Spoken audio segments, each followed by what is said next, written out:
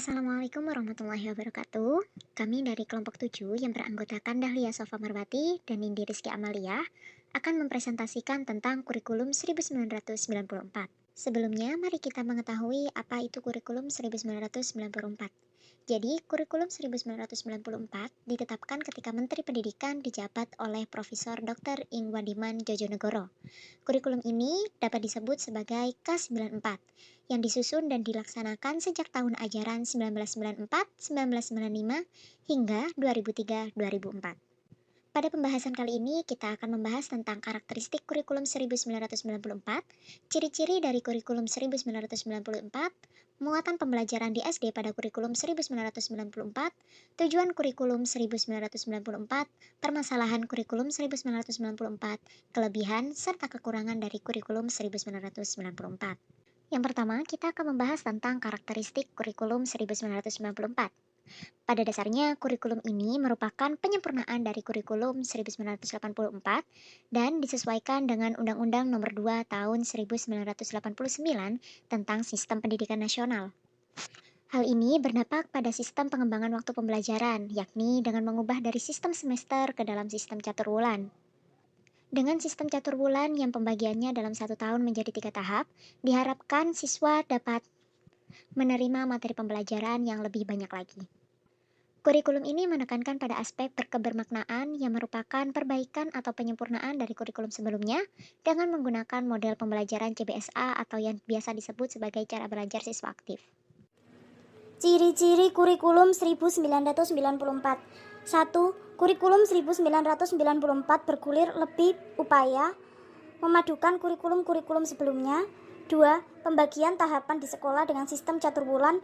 3. Memberikan satu sistem kurikulum untuk semua siswa di seluruh Indonesia.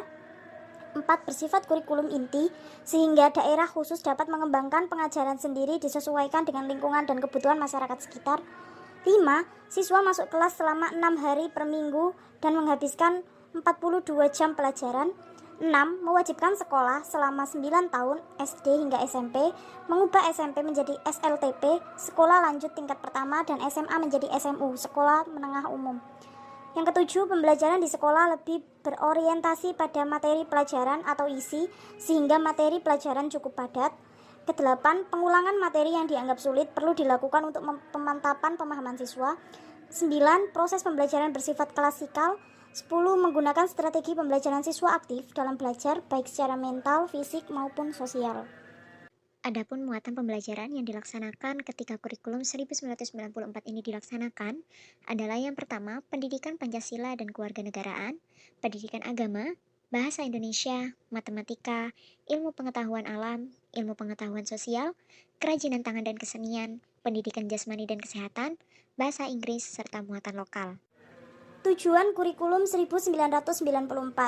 Tujuan nasional pada Undang-Undang Pasal 4 Nomor 2 Tahun 1989 yaitu mencerdaskan kehidupan bangsa dan mengembangkan masyarakat Indonesia seutuhnya, yaitu manusia yang beriman dan bertakwa kepada Tuhan Yang Maha Esa dan berbudi luhur, memiliki pengetahuan dan keterampilan, kesehatan jasmani dan rohani, kepribadian yang mantap dan mandiri, serta tanggung jawab kemasyarakatan dan kebangsaan. Tujuan umum kurikulum 1994 yang pertama, mempersiapkan siswa untuk menghadapi perubahan dalam kehidupan yang selalu berkembang melalui latihan bertindak atas dasar pemikiran secara logis, rasional, kritis, jujur, cermat, efektif, dan efisien. Yang kedua, memberikan bekal bagi siswa ke arah penguasaan ilmu pengetahuan dan teknologi. Ketiga, meningkatkan mutu pendidikan melalui siswa yang mampu menguasai materi yang diberikan. Permasalahan kurikulum 1994. Yang pertama, beban belajar siswa terlalu berat. Hal ini dikarenakan banyaknya mata pembelajaran dan materi yang ada pada setiap mata pembelajaran tersebut yang mengakibatkan siswa harus belajar lebih aktif dan juga memahami materi-materi yang lebih banyak lagi. Yang kedua, proses pembelajaran bersifat klasik. Hal ini dikarenakan tujuan dari kurikulum ini adalah siswa dapat menguasai materi pembelajaran, sehingga guru dianggap sebagai pusat pembelajaran, di mana konsen dari pembelajarannya terdapat pada penyampaian materi tersebut. Yang ketiga, materi pembelajaran dianggap kurang relevan dengan kehidupan sehari-hari. Dan yang terakhir, sistem penilaian yang hanya menekankan pada aspek kognitif saja. Kelebihan kurikulum 1994. 1. Penggunaan strategi yang melibatkan siswa aktif dalam belajar baik secara mental, fisik, dan sosial. 2. Pengajaran dari hal konkret ke hal yang abstrak. 3. Kurikulum yang dibuat dengan berdasarkan active learning atau pembelajaran aktif. 4. Struktur horizontal, termasuk ke dalam mata pelajaran yang terpisah. 5. Pelaksanaan kurikulum di sekolah yang merupakan sistem catur bulan. 6. Kurikulum 1994 termasuk kurikulum yang menganut konsep akademis. Yang terakhir kita membahas tentang kekurangan dari kurikulum 1994. Yang pertama, aspek yang dikedepankan pada kurikulum ini terlalu padat dan juga banyak. Yang kedua, konsep pengajaran hanya melalui satu arah, yakni melalui guru ke murid. Yang ketiga, beban pembelajaran siswa terlalu berat, di mana banyaknya mata pembelajaran dan juga materi pada setiap mata pembelajarannya. Yang keempat, proses pembelajarannya yang bersifat klasikal, di mana guru hanya sebagai pusat pembelajaran di kelas. Yang kelima, metode yang digunakan untuk mengajar oleh guru di dalam kelas cenderung monoton, di mana guru hanya menggunakan satu metode saja dalam pembelajarannya tanpa menggunakan metode-metode yang lain. Yang keenam, guru mengajar hanya mengejar target berupa materi pembelajaran yang harus diselesaikan dan juga dipahami oleh siswa. Yang ketujuh, pemerintah pusat lebih mendominasi materi pembelajaran dengan muatan kurikulum nasional daripada potensi dan juga kebutuhan dari wilayahnya.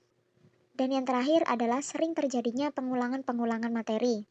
Cukup sekian pemaparan materi dari kelompok kami. Semoga materi yang telah kami sampaikan dapat bermanfaat bagi kita semua. Assalamualaikum warahmatullahi wabarakatuh.